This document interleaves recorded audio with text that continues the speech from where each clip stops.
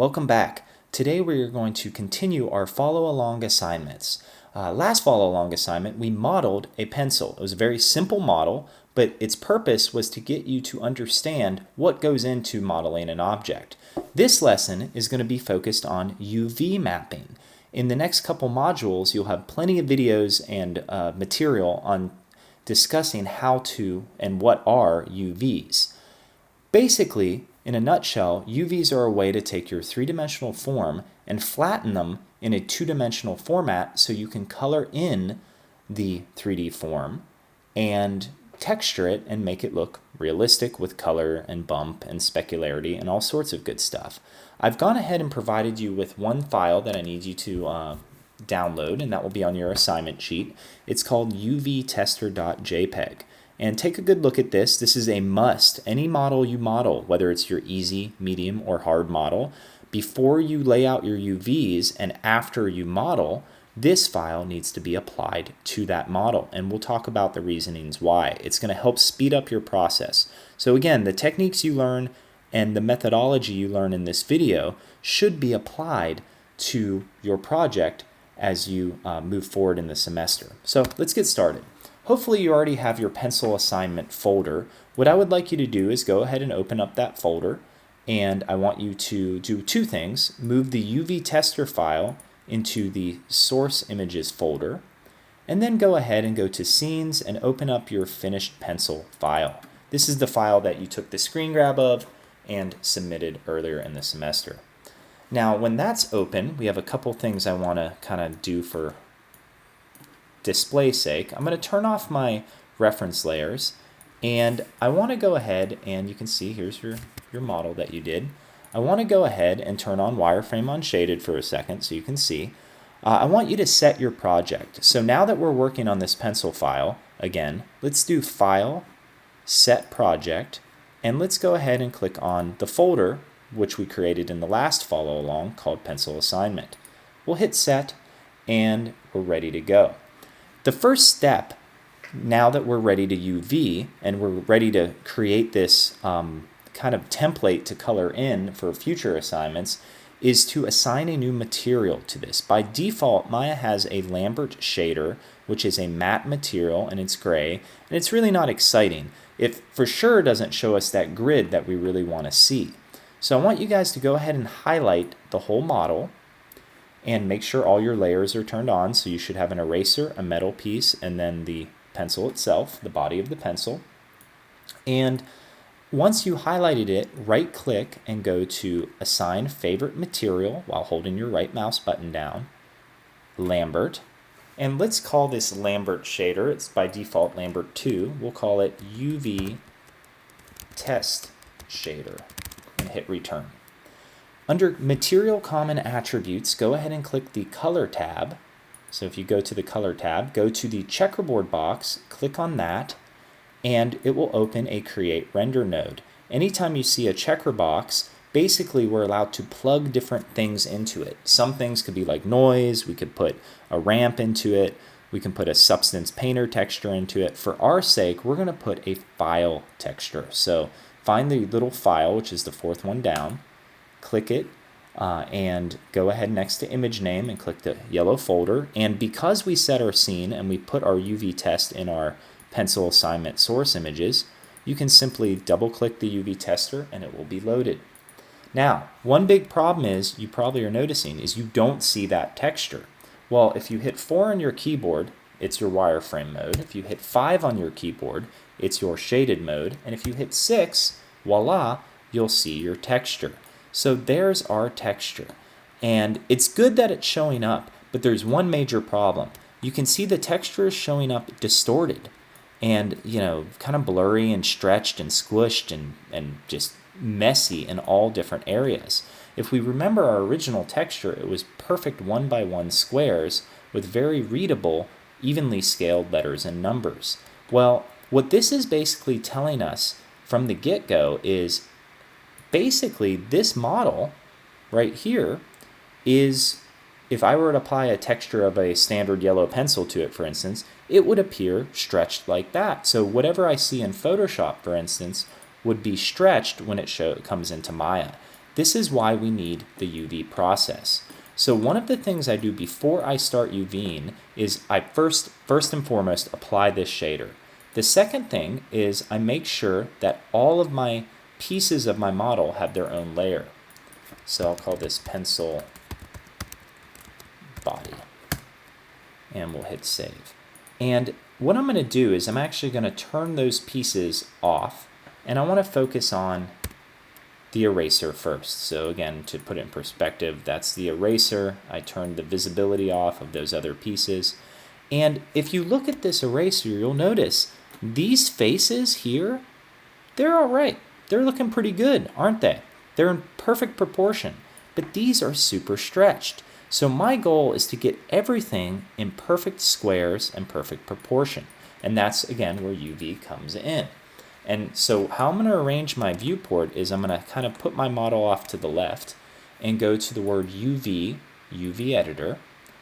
And at the very top of your UV editor, and I'm clicking some buttons because I know yours is going to look different than mine, you're going to have your UV editor. Now what this is basically a 2D representation of basically like a flattened out version of your 3D model. And it's kind of hard to see with all these checkerboards, so I'd like you to make sure that you display image, you click this button to turn it off, and you also go ahead and put toggle shaded UV display and you turn that on. So the first piece is actually really easy. What Maya has done by default is it's created shells. You may hear these also called UV islands. And we can right click and go to shell mode in our UV editor, which by the way, if you just hold your Alt key and do your Maya functions, you can kind of move around in there as well. But if I hit W and move the shell, that's by going to right click shell and then W, you'll notice it moves the texture on this screen. So everything's looking good in this front image, but this image, it's not perfect squares. So the first piece here is super easy, and that's why I'm starting with it. Each piece I go on the pencil will become more and more challenging. So for this first piece, I don't really need to do much manipulation. I simply can grab this distorted shell and stretch it downward and maybe even long ways until I see perfect squares. And if UVs were this easy, we'd be great, right? Some things that I notice, if I click away here, you'll notice there is a seam. Now, if I had a logo that I wanted to wrap around this edge, I couldn't do this. I would have to change it. I don't necessarily need to have all my squares match up either. Now, for an eraser, it's going to be relatively pink and plain. I feel like this is okay. So, that's a really easy piece to UV. But what happens when you have a more challenging piece? So once you have this, go ahead and go to right-click shell mode and just grab all the pieces and kind of move them aside. Let's move them up to the top over here. And I'm just using my Alt key and my mouse controls. Now that I have this, let's go ahead and let's turn the option off of that. And let's look at a more complex piece. Look at this metal piece. Oof. The metal piece doesn't just have an outside, it has an outside and an inside. And if you remember on the eraser, it was a nice purple. This one is more, it's brighter essentially. And that's not good. We want to make sure that even though it's super bright, that we can actually deal with it. Now the reason it's bright is it's showing us stacked UVs. It's showing us that the inside has geometry and the outside has geometry, and it overlapped, and the two purples overlapping created a brighter purple. So what I want to do here is I want to kind of start by isolating. So when you have a complex model, think about important parts of your model. I don't want to take every individual face. What you'll see a lot of people do is they'll go to UV automatic mapping and they'll get this, and they think, oh yeah, I did it, looks great. This is a giant mess. There's easier ways to kind of approach this, and I'm going to show you that. So I'm going to hit Command Z real quick to get out of that. And I'm going to start by going to Edge Mode in my viewport. And I'm going to double click this edge, you can see right there. Shift, holding my Shift key, double click the edge on the other side. So now I've kind of selected the borders of this inner ring. And in my UV editor, hold down Shift. You guys are going to be pushing Shift a lot, so get used to it.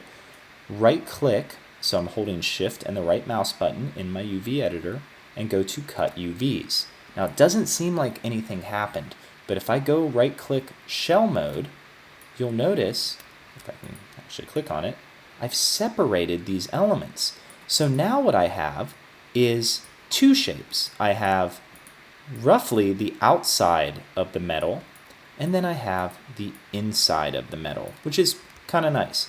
Now you're noticing that this is still red, and when those overlapped, we got this kind of brightly lit color.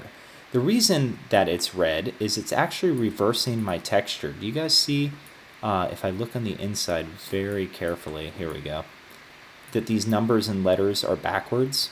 Well, if you have that situation and you go to the top of your screen, you'll see these, I call them sailboats. They're not called sailboats. So basically flip your UVs to kind of look in the right position. Now, just because I separated them, you can see they're still rectangles, and I want squares. So I'm going to start with this piece, and I'm going to use my R key and scale it to give me the best representation of a square that I can get.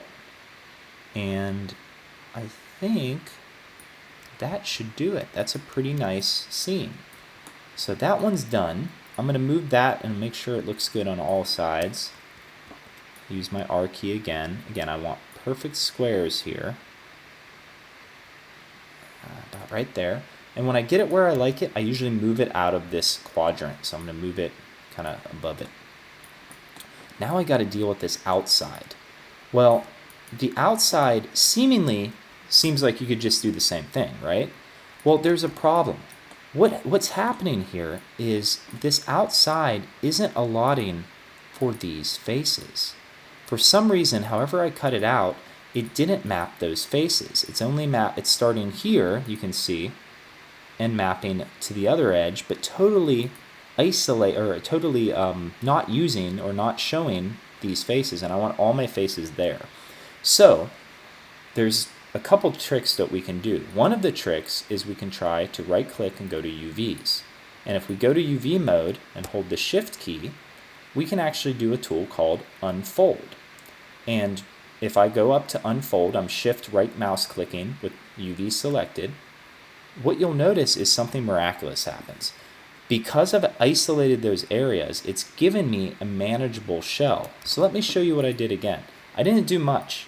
I basically highlighted that area, and I noticed it's highlighting those faces, but when I counted all my little lines, I realized, well, those lines aren't there. So I went to UVs, I highlighted my UVs, held Shift, and went to Unfold. When I've unfolded my UVs, let's move this to the side so you can see, can you guys see that now those little lines are actually there? Look at that, there they are. It's represented. Now, the issue now is it's kind of like a real weird crooked kind of shape. That's an easy fix. I can do a couple things. I can hit my E key and just rotate, flatten that out.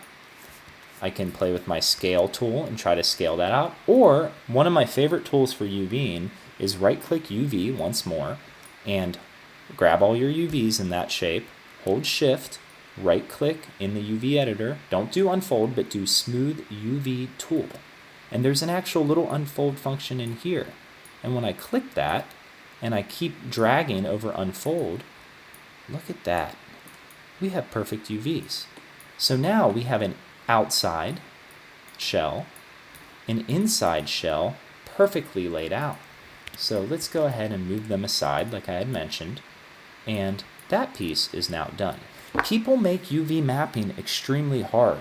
They'll sit here and they'll do automatic map and they'll try to piece all these little things together. That's just impractical. You don't have time for that. So by organizing visually in large and kind of breaking things down into giant chunks of material, it's a lot easier to kind of put things together. So kind of neat. And so we can do a lot more with this, but we'll kind of leave this here. And let's do a save as, because obviously we're working hard here. And we'll do pencil UV and save as. It's going to go into our same file. And The next step is to activate, turn this off. Let's do the pencil body. Let's see what we get here. So this is a cylinder, and this is how I would kind of work with this. I look at this one shape and I see multiple pieces. So I see kind of the head of the pencil. I can kind of imagine the yellow strips kind of overhanging. So one of the things I do is I do the same method that I would do on most models, is I isolate my areas. So I'm going to simply double click around this edge. In the UV editor, shift, right mouse button, cut, then right mouse button, I let go of shift, shell, and now this piece is isolated. Whoops, I want to scale it. That piece is isolated. This piece is isolated, and this is actually the tip of the pencil. We'll get to that in a bit. We're going to kind of put these together because that's what they should do. So now that we have this piece here, we could unfold this. Now I'm going to go ahead and I'm going to cut a line in the very bottom of my pencil. So I'm going to use the UVs here, and I'm going to hit 2, and here's a little trick. Once you have 2 edges selected, if you go all the way to the very end and double click, you'll actually get everything in between. So it's a cool little trick. I'm going to cut those UVs, and let's see what we've done. It's kind of isolated that area for me. And you know what? Actually undo that. I think there's a better way. Sometimes we can just try to unfold it. Let's do that.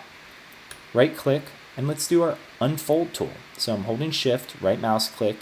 I went ahead and grabbed my UVs, right mouse clicked, then shift, right mouse click, unfold, and look at that. Now, let me just rotate that real quick. There we go. We got a pretty darn good pencil. So let the machine do the work for you. Now let's look at this. What do we got here? Well, we got kind of a, it's kind of working. Yeah, that's not too bad. That would be kind of the wooden part of our pencil. So it's something that we could kind of rotate and play with. I could even go to my UVs and shift smooth UV tool and unfold. Oh, look at that. Do the work for me. Great. Hit my shell here. I'm going to move this out of the way. And then finally I have the tip of the pencil. This is going to be kind of the pain in the butt part. So the tip of the pencil has like a cylinder at the end. It has all sorts of stuff. I know what you're thinking. You're like, well, do the same tool. Well, if I grab my UVs and I do the smooth UV tool again, I do get some stretching. It's not perfect. It's not exactly what I would see as a great model. So something that you want to kind of keep in mind is when you do get areas like this, you will have distortion eventually, if you're going to kind of lay things out the way that you see. You just gotta roll with the punches and deal with that. One of the ways that this could actually work rather well is I could actually UV these together. So let's do that. Let's take this shell. Let's actually take off that face first. That face is bugging me. So let's go in here. And let's do face, face. There we go. I got all the little faces here. And I'm going to, actually I'll just cut it the way I did before. Makes it easier. Shift, right click, cut, go to shell mode, pull that out. And now let's see if I can get these working together. Maybe I can combine this with this. And let's do this. How would this work? Oh, those look like they go with this, doesn't it? So, okay. I wonder if, well, maybe I can grab both shells and let's run a mapping. We'll kind of do what we did with the metal piece. We'll map this in Z, let's say. And let's pick where our seam's going to be. So we'll do our 2-click. We're going to put it at the bottom here. There we go. Shift right click cut. Let's grab the shell and kind of move it away so I can grab all the pieces in a swift, easy motion. Shift right click smooth UV tool. And oh wait, first it looked ugly, but then it kind of fixed itself. There we go. And I can continue to I usually highlight over certain areas, but look at that now. Now we have a pencil body. We have a shell of the pencil. We have the very tip, which is going to most likely be like a black graphite, so it's not that bad. And I'm going to move all of those out of the way. Now, what do we do next? Well, now that we have everything in proportion, one of the very first steps we should do is save. So let me turn on my pieces. Metal piece, eraser, we'll do a save. And now we want to make sure these get to Photoshop. And now here's where your submitted file is going to come in.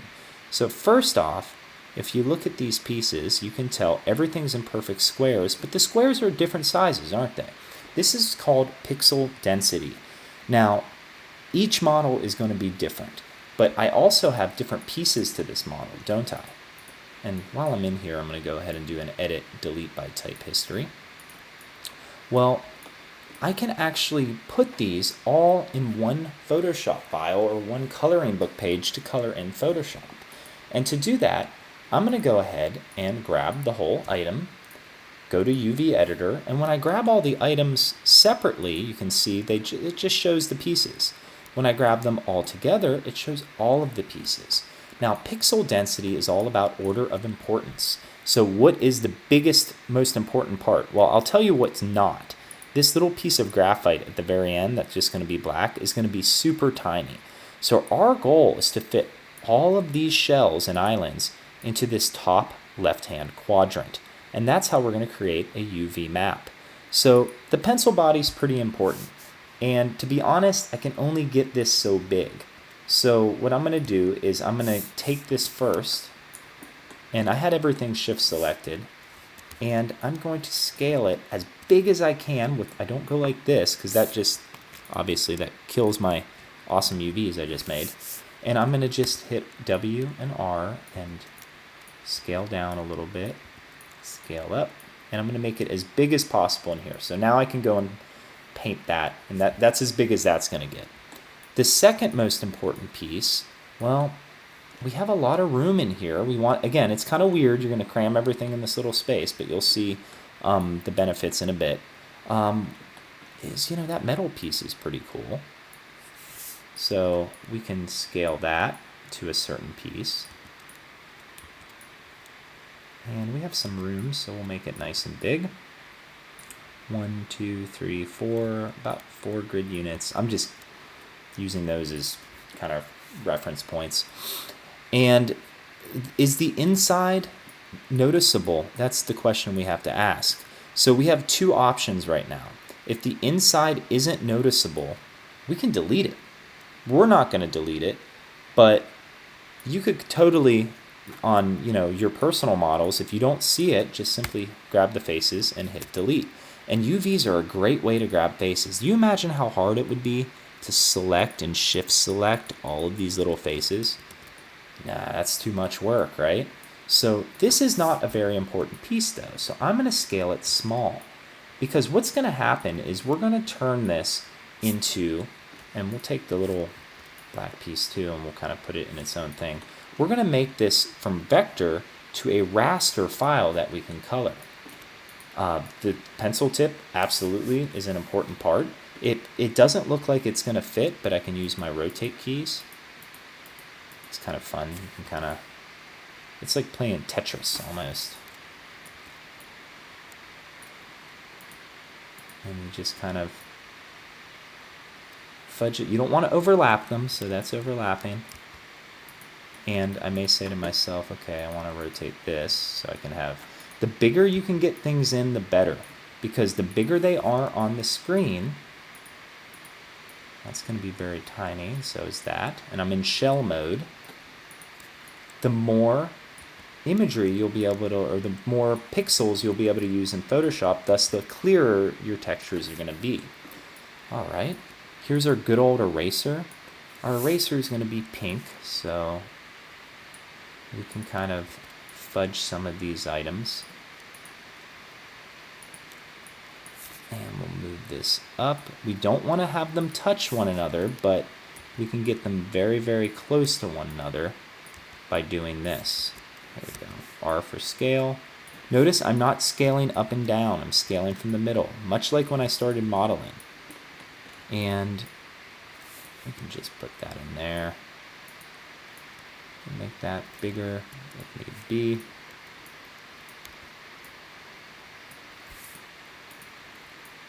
And again, I'm just trying to get all the scales as big as I can fit them in my said scene. There we go. So this is a pretty good arrangement. Now, what you're seeing right now is, first I do a quick check. Everything's still looking scale? Everything's still square? Yes. But what you're seeing now is a way to take all of these items in a clean way into Photoshop and paint them. And that's pretty cool. And in another lesson, which we'll use this same follow along, we're going to actually do that. We're going to make metal look like metal and the pencil look like a pencil, and we'll put like the number 2 pencil logo on it and do all sorts of fun stuff. But for now, what we want to do is we want to take this file and save it so we can color the coloring book page. So this is what you're going to submit. So when you have everything done and you've laid it out and scaled it the way exactly how I've scaled it, so this is your test, right? You're going to go ahead and go to the word polygons. So make sure you're in object mode, so green and white. Make sure you have all your pieces selected. Polygons, UV snapshot, and we're going to browse. It's going to go into our images folder, which is great, and I'm going to call it UV snapshot. Great. And now we can build sizes. So texture is kind of cool because there are specific sizes you want to use. So for instance, if this piece was 2048 by 2048, so that means it's 2048 pixels high by 2048 pixels wide. Half of this piece, so half of 2048 is 1024, you'll probably have about 1024 pixels to work with. Now, if I made this 128 by 128, that means in Photoshop, half of that would be like 64. That would be super small in pixels. So what we do here is we enter sizes that are called the powers of 2. The powers of 2 are, think of like your game systems, like 8-bit, 32-bit. We have 64, right? Nintendo 64. We have 128, like PlayStation. We have 512. They're doubling each other. And these are the only numbers you use. In our case, we're going to use 2048. Hit return there. And that's going to be a nice big file for us to get pretty decent textures. I'm going to make it a JPEG. And I'm not going to touch another thing.